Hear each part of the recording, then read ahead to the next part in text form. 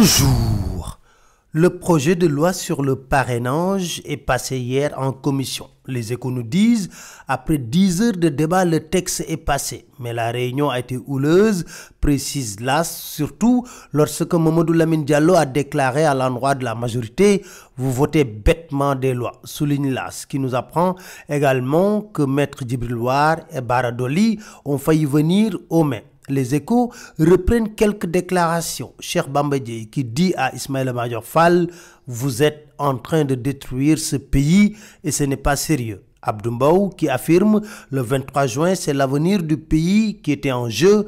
Le 19 avril, ce sera celui des politiciens professionnels. » Thierno Lo, même en étant allié, pense que le parrainage est inutile. Diène Farba Sarr parle de renifleur de trône et s'indigne face à ce qu'il qualifie de tintamarre inutile et inacceptable de l'opposition.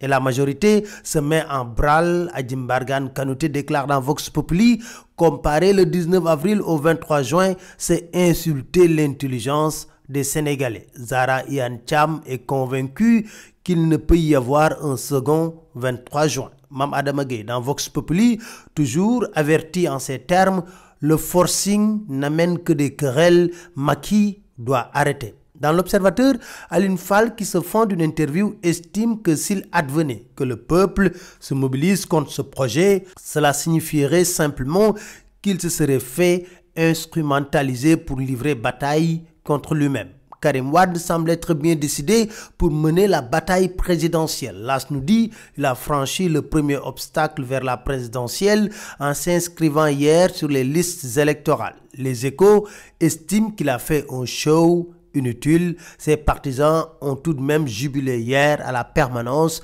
du PDS. Dans le quotidien, Gakou passe à l'offensive en vendant son programme. Il prévient Macky Sall, nous sommes prêts à payer le prix pour la démocratie. Il promet d'appliquer les conclusions des assises nationales. Il raille le taux de croissance de l'actuel régime en déclarant le Sénégal a connu des taux de croissance de 7% en 2003 ou 2004 sous Wade.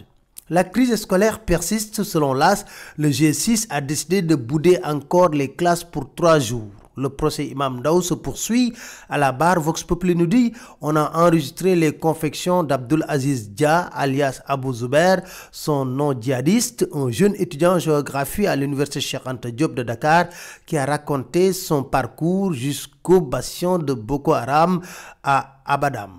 Vox Populi de nous dire que les avocats de la défense réclament la comparution du colonel Diack de la section recherche, du commissaire Diop de la DIC et du général Gueye, le chef d'état-major général des armées. Dans l'AS, le porte-parole de l'AN estime que le Sénégal n'a rien à envier aux autres pays en matière de religion.